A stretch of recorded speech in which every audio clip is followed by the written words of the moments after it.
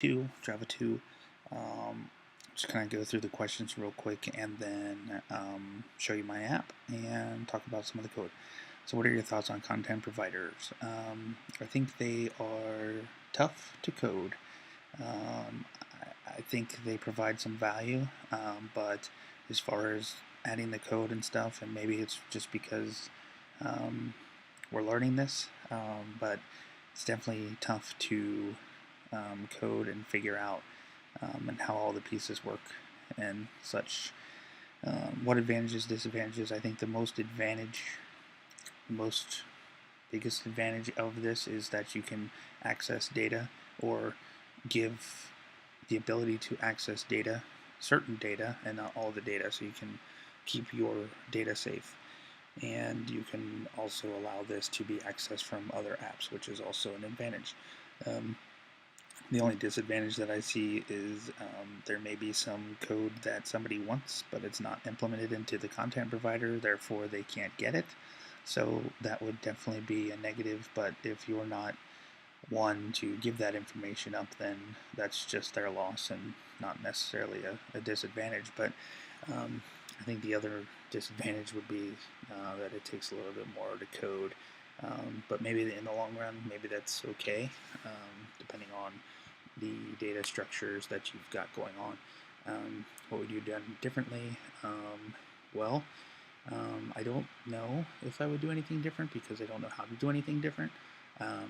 So I think trying to get your app as close to what the videos show is your biggest benefit, and so you just got to get your code so the videos follow along. And I think I've done an okay job of getting it close.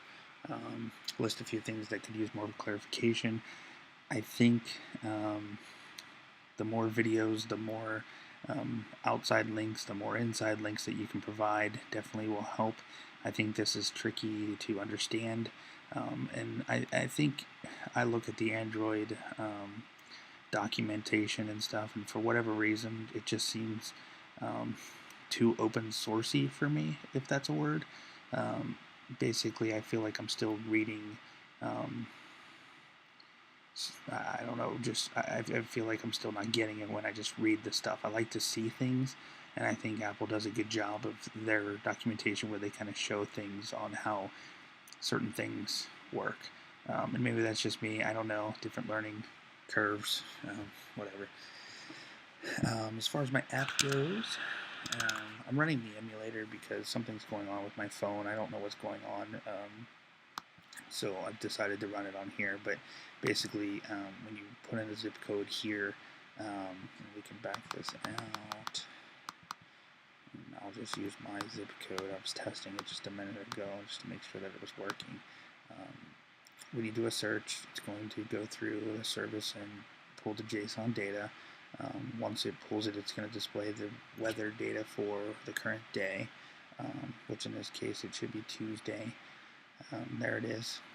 And when you click on Tuesday itself, it gives you the temperature. Now the content provider will allow you to access 5 days or 10 days, and based on these buttons that will query that data. So when I click on 5 days, and because it's an emulator, it's slow.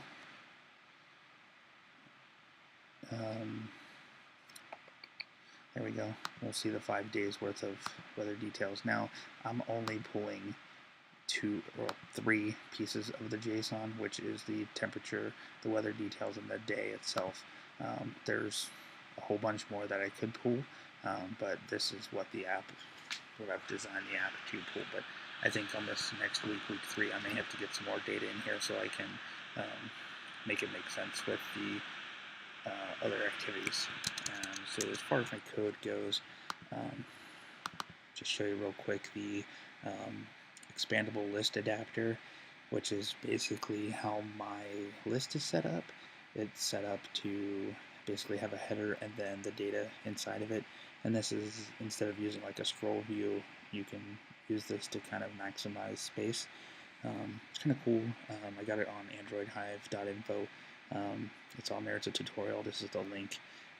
Kind of neat. And really, this is kind of the basic code of the list adapter where it's got the header and the child. But the main piece of that is actually appending the data, which is down here, and it ended up being a lot more code than I thought. There's probably a way to loop this, but in the video it kind of did it verbatim, so I was kind of stuck with the way that it was doing it for time constraints. Maybe one day I'll try to loop it. But as far as my content provider, here is my content provider, and these are my URI matchers, so 10 days, 5 days, single day. This is kind of the buttons, and this is kind of the filters of, just the names that we access. This is my authority. This is the file that the data is stored or accessed, I should say. Let's see. This is showing, this is basically saying to pull all 10 days, pull everything in my JSON list and save it to the SQL database, and this is so we can access it later. If I was just pulling the 1 day, then trying to pull the 10 day might be a problem. Here's a couple, what am I talking about? The access to get to the queries. This is my query builder where we append to the weather database. This is, let's see, date. It's about all there. The main activity, not a whole lot changed, I believe. Again, this is kind of displaying the data. This is accessing these keys. This is where the day, the Fahrenheit, the sky icon, which is the condition. I don't know why they call it that, but and this is parsing the content provider, looking for the content URI, this slash, which is going to be weather, and then the one. I did notice that my code is actually only pulling the data once, and I think that's because I'm not clearing the database. So when I go to search for another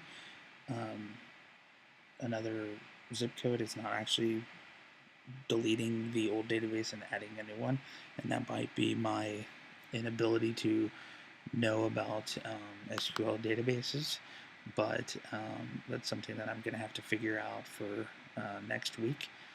But overall, I think it's working, at least the first go around. It seems like it's working okay. So this 8-minute video is way overdue, so I'm going to let it go, and hopefully I did okay. Thanks.